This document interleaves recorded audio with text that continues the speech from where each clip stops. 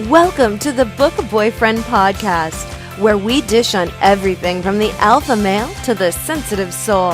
If you found yourself lusting after a fictional character, you've come to the right place. Here's your hosts, Faith Andrews, Elizabeth Grace, Livia Jamerland, and B.A. Wolf. Hey everybody, this is Book Boyfriend Podcast. We are your favorite four ladies ever. Tonight we are discussing Brittainy Cherry's The Air He Breathes. And I can tell you now that I have a feeling we will be fighting over Tristan later. He's super yummy. Unfortunately, Brittainy and Frangie couldn't be with us today, but that gives us more time to argue about who gets to be my maid of honor when I marry Tristan. That just happened. So let's go ahead and dive straight into the book. And let's go ahead and get a setup. Faith? Okay, I'm not going to wrap this book up with a crazy synopsis because Elizabeth, the main character in the book, her best friend Faye kind of did that for us at like 86% in the book, and it was like perfectly wrapped up, so I'm going to read it word for word the way she did. Remember when your husband died and you disappeared for a year and then came back, but were super depressed and you started banging an asshole who turned out not to be an asshole, but just a dude who was hurt because his wife and son died? And then you two like kind of fell into a weird sex relationship where you pretended you were both someone else. But then one day you were like, but I want you to be you and me to be me. So you fell in love. Obviously there's more to that. And I'm not going to give you the whole recap to spoil the book because basically for me, this book was complete and total perfection. Tristan is a broken man, like the most broken man I've ever read in my whole entire life of reading. And I remember talking to Elle about this. It had a little bit of an Archer's voice feel to it for me in the beginning, maybe because Tristan was so reclusive in the beginning. But then as it becomes really refreshing to see how lovable he is. And Elizabeth is vulnerable. And all in all, from the moment these two meet, you know something's drawing them together. And basically that's like the setup of the book. I mean, it's drool-worthy, swoon-worthy. He is like one of my favorite book boyfriends ever. That's a strong statement, and I'm sticking to it. So do we want to go to the meet cute? I think, Babs, you're up first. Yes. Oh, I love meet cutes. They are probably my favorite part of movies and books because everyone is so different. And this one, oh my gosh, I was cracking up. Not at first because there's a dog, and I swear anytime an animal's hurt in a book or a movie, I'm down for the count. Like, I will probably not finish because I'm so sad about animals. And anyways, Emma is Elizabeth's daughter. She makes this scene, okay? Elizabeth is driving home. She's going back to her hometown. She's driving along, doing her thing, She sees a dog. She is scared, so she slams on the brakes while her car is a hoopty. So she basically doesn't stop in time. Runs the dog over, hears a whimper, and she's like, oh my God. So she gets out, and she meets a man whose eyes are stormy. His stance is intense, and it's his dog she just hit. So what does she do? Of course, like any natural woman, she's going to take him in because, hello. So she notices he's wearing workout clothes, assuming he was out for a run with his dog, but he had no shoes on. Take note of that because that's kind of a big part in the book. It's a simple feature, which is what I loved about Brittany's writing is she takes these little simple things and she makes them big moments in the book. Okay, back on track. So she gets back on task at hand, remembers at the dog, and she panics. She starts her sentence, and he interrupts her and yells at her. Right away, just right off the bat, yells at her. Some very bad choice phrases that I would repeat, but let's move on, okay? So she takes him and his dog to the vet after some reluctancy on his part. So she's driving, and he is yelling at her the directions that she needs to be taking. Like literally saying, why the hell did you go this way? You should have went that way. When she's trying to be nice here and take him to the vet because he was going to miss it. So she yells at him and calls him a dick. Enter cute, sweet little Emma, this little girl, and she says, Mommy, what's a dick? Nothing, babe. I said tick. A tick is a bug. So you called that person a bug? Yup, a big bug. So needlessly to say, throughout the entire book, little Emma calls Tristan tick. And I die every time because you know that it was meant to say tick. But anyways, their first encounter was not a normal one, and I think that's why I liked it so much. He wasn't perfect. He wasn't nice. He wasn't sweet. He was just himself, and you saw this raw emotion during this scene with the dog. I won't give it away in case you haven't read the book yet. But if you had, you know what I meant. So that is what we get. How about our first impressions of Tristan, Elizabeth? Before I say that, let's just all take note that the main character's name is Elizabeth. For when we're at the end of the podcast and we're all fighting over who Tristan belongs to. So I really liked him. The book opens with a scene from his past. So you know right away that something terrible has happened to him. So when you meet him in present day, I mean, he's a total asshole. Like, he's not like, he's not like the cocky hero where you see a bit of something nice. No, like the guy's like a complete and total asshole, like totally. But, wow, that was so Valley Girl. Like, totally? So, anyways, I liked him. I thought I could see, because of the opening scene, I knew why he was hurting. So, I guess I cut him some slack from that. Honestly, when he's being an asshole, I kind of found it funny. Like the scene in the vets, after all that stuff happens, and, she's kind of like looking at him thinking he's going to thank her.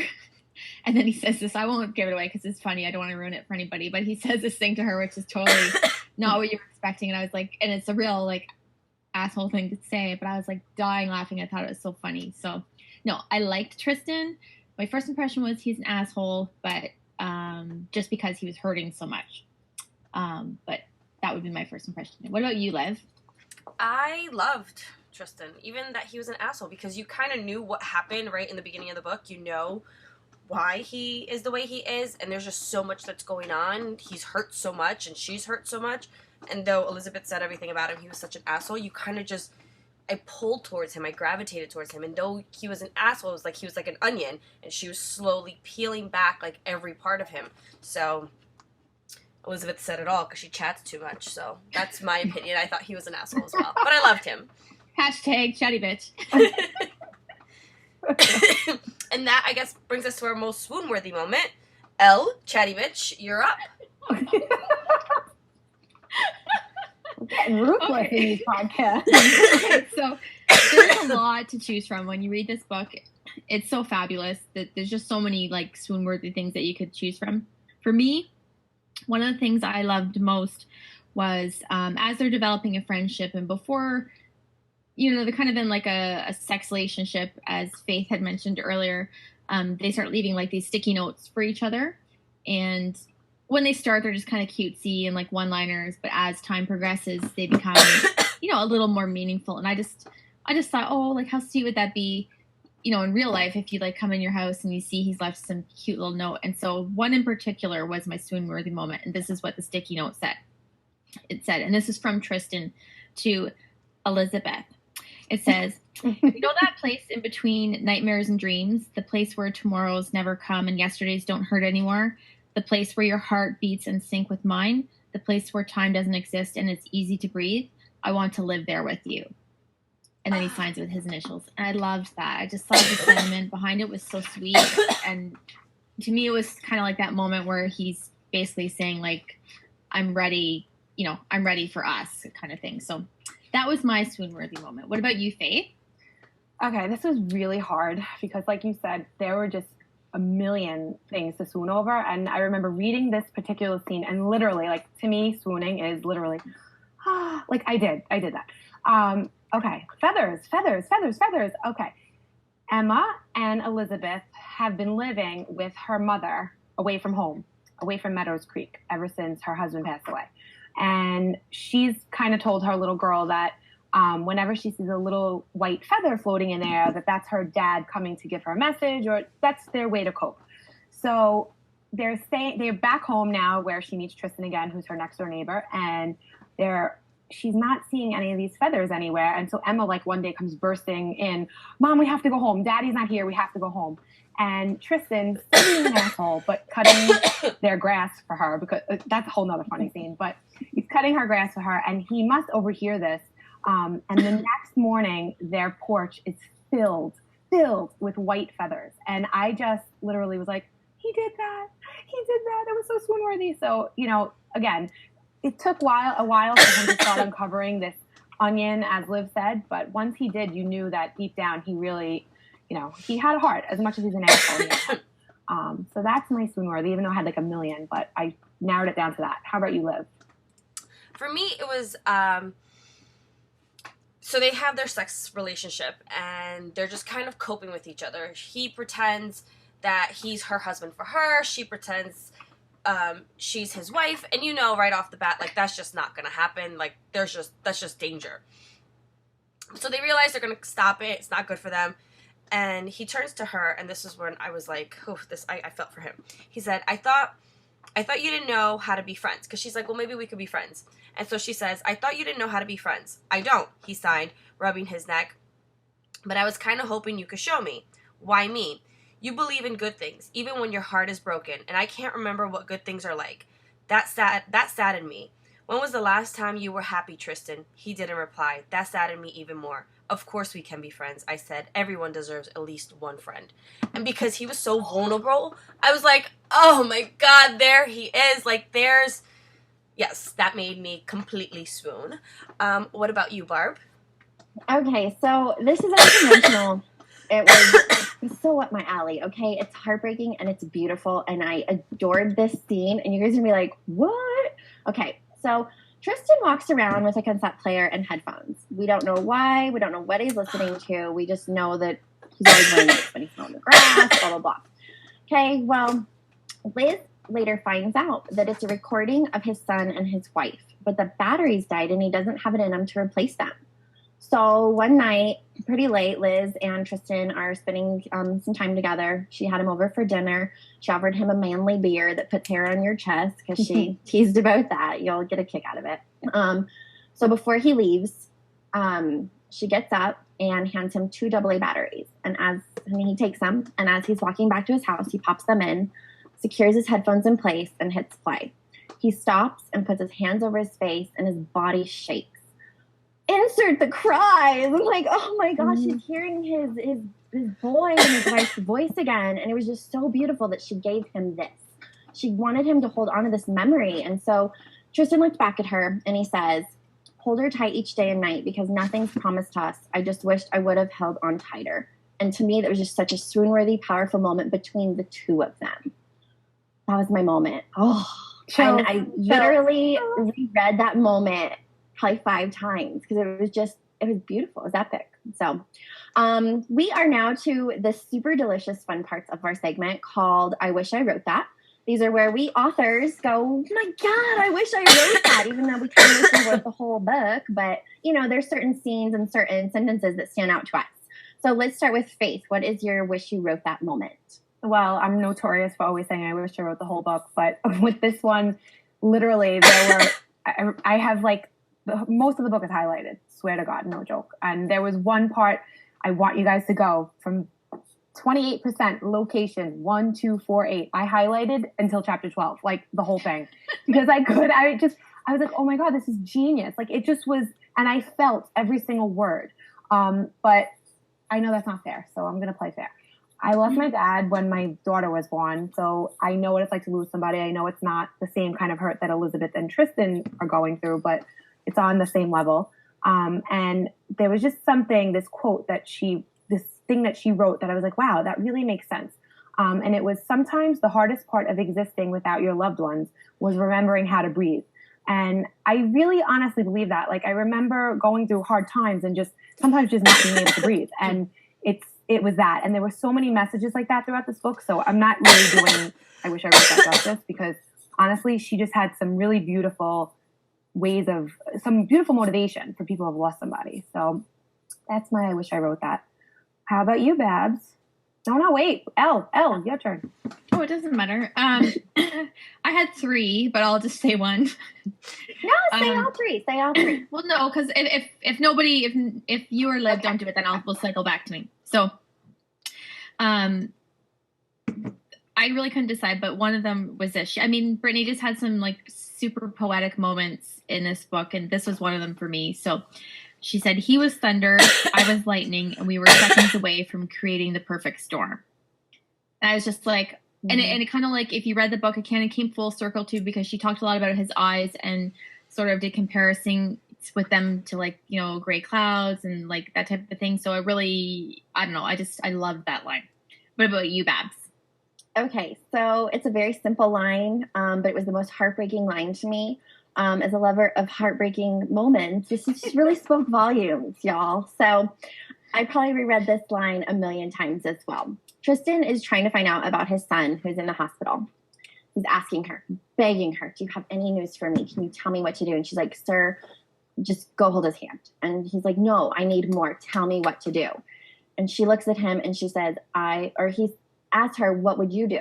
And she says, I would hold his hand. Oh my God. And I just want to cry because she's literally telling him, he's not good, clearly. I would just hold his hand and be there for him. And that was I wish I wrote that. I would hold his hand. Those 5 words I wish I wrote. Yeah. So that was me. What about you, Liv? Mine was towards the end of the book. But I had a couple. I didn't know if we were going to be like the funny part because let's be honest, Faye is just hilarious. Oh, yes. So since I'm the last one, I'm going to do 2. And I wish I wrote this because sometimes I wish I could be as funny. And so she's kind of like, so Faye's dating her boss. And so she's like, so what happened? It was like, was it an accident where you casually walking down the main street and then Maddie started walking towards you and his penis accidentally tumbled out of his pants? Then did a strong whoosh of a wind pass through, knocking said penis into your vagina? So, that whole scene was absolutely so funny. I'm like, why can't I be this funny? Like, that was a perfect line. And then, I wish I wrote that, was, and this one's very, it touched my heart. It's, the magic is the tiny moments, the small touches, the gentle smiles, the quiet laughs. The magic is about living for today and allowing yourself to breathe and be happy. My dear boy, to love is the magic. So that was Tristan's mom who was telling him, that's what love is. And I was like, I really wish I wrote that because you really connect with that. You need to appreciate the tiny little moments. So that was I wish I wrote that. Elle, do you want to go back and do yours? Yeah, sure. So I had 2 more. They're very, very short. Please say one of them is the bratwurst. Real sentimental. One was where she says, "My soul was in flames, and every inch of me felt the burn." I just loved the visual that gave me.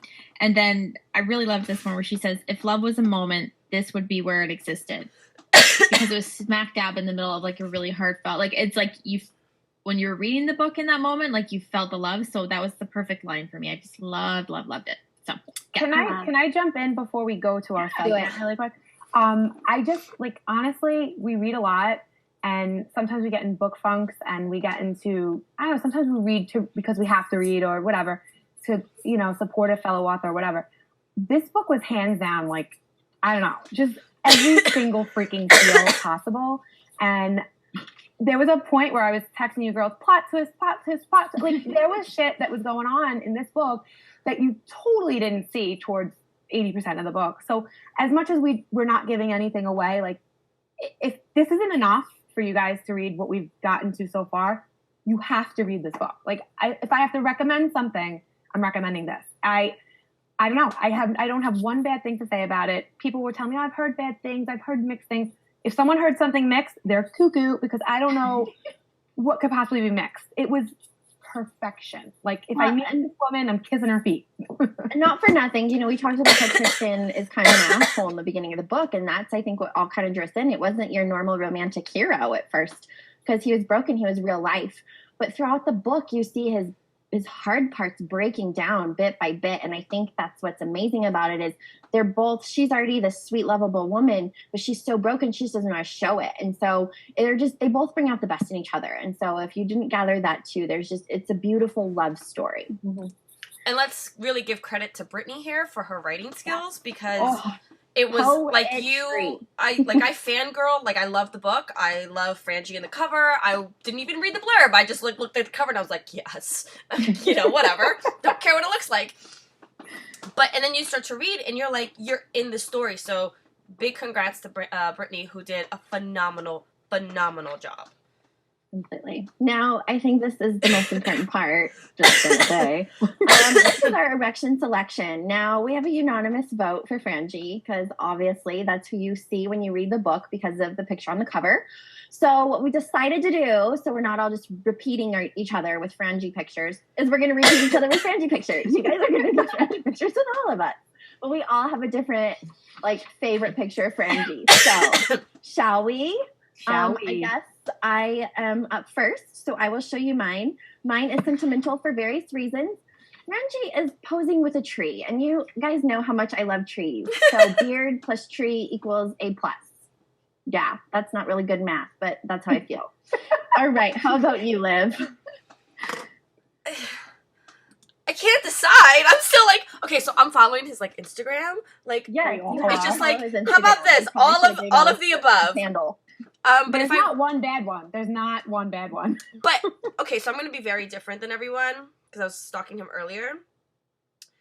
But kind of a daily activity, even without the beard. Yes. Yes. He looks so different though, doesn't he? But he's still oh, totally. Oh my goodness, it's just not fair to the human world. And then I found out he lives in New York City. Which, Jess, Faith, we totally have to, hop the bridge. Let's just go. Want to go tonight? Sure. Frangie, we're coming for you. What about you, Faith? Okay, I, again, stalked the Instagram to find... I'm digging this whole beard movement. I love it. Beards bring joy. Yes. So I went with the beard, but I also went with him and a little boy. I believe this is his nephew. Pull back a little. Can you see it? Back up. Yeah. Good. Yeah. Tilt down. Tilt down. Better. Tilt up. Tilt up. Better 2. Better 3. I think Good. But it's him with his little boy, with his nephew, and it reminded me a lot of the whole premise of him and his son and future things. So yeah, Elle, I want to see your big poster cutout, whatever you do. Let me tell you, ladies, a little story, okay? Once upon a time, there was a signing, and Babs and Elle had to sit directly across from Frangie for 6 hours. Oh. # true story. True story. And it was not a hard job to do. The hardest part was to look like you weren't stalking the poor man the whole time. Because it's very distracting when nobody's at your table and you're already kind of feeling like a loser because you're at a signing and no one's at your table, and then directly across from you is one gorgeous hunk of a man, Frangie. And so all you can do is steal glances like this, I'm looking but I'm not really looking, and he looked over here but I wasn't really. It was honestly the most awkward thing ever, but he's just as beautiful in person. Not to mention both of your husbands were there. That made it extra awkward. That was # number 1. That was a little extra awkward. So I printed more than one, but I liked this picture because I just really liked the way, and actually his caption on the photo was this. Let me read it to you. Back to the rain, to the pain of leaving half of my soul behind with my loved ones, but bringing double the energy, and then it cut off. I can't read the rest. But anyways, obviously he's leaving somewhere he loves. I just like the look in his eyes. He's such a well-traveled man. He is. And then I like this one because he looks like, this reminded me of him kind of at the beginning in the book, with a scowl, And then I liked this one because in the book she talks a lot about when he smiles, how almost heavenly it is, because he doesn't do it a lot. And it's hard to find a Frangie smiling picture. Mm-hmm. But this is the best I could do. He's got a little glimpse of a smile there, which I really, really loved. It was so cute. He's super handsome when he smiles. So he should do more of that. But, so those are my pictures. What about you? Oh, I'm last. Never mind. You always get to go last because you have the best props. Oh, right. Okay. Yeah. No big deal. Okay. Kiss, marry, do. Oh, yes. I put myself last. No big deal. Okay. Elizabeth, go for it, babe. Okay. So I would, now I'm rethinking. Okay. Well, I'm going to kiss Archer because, I love my Archer. I need him in there somehow. I think I'd still marry Maxim because, I am his first wife.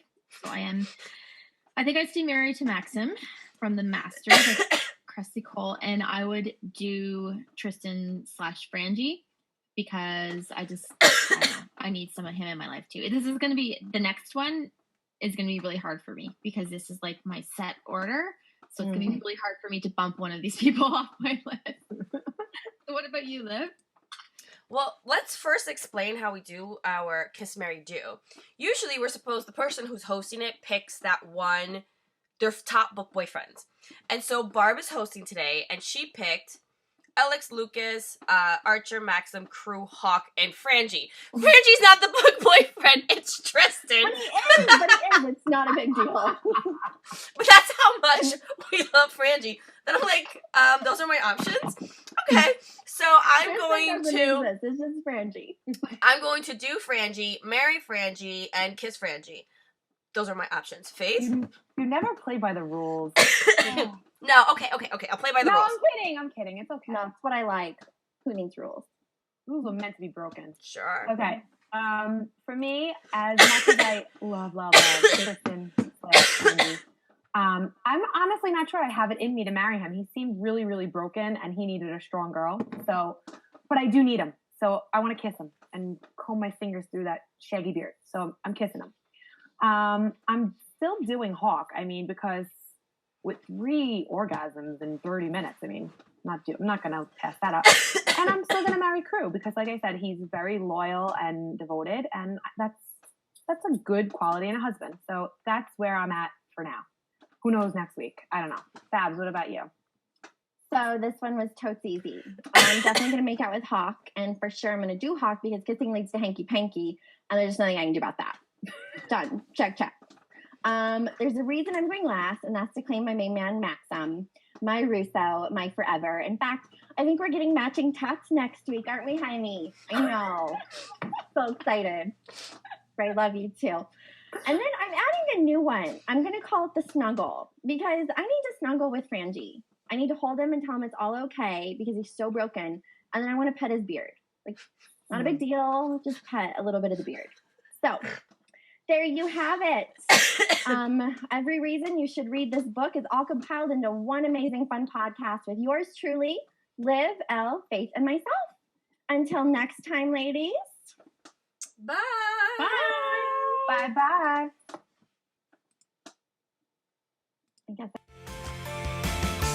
Thanks for joining us. You can find out who will be on upcoming shows and what books we'll be discussing, as well as more about our hosts at www.bookboyfriendpodcast.com.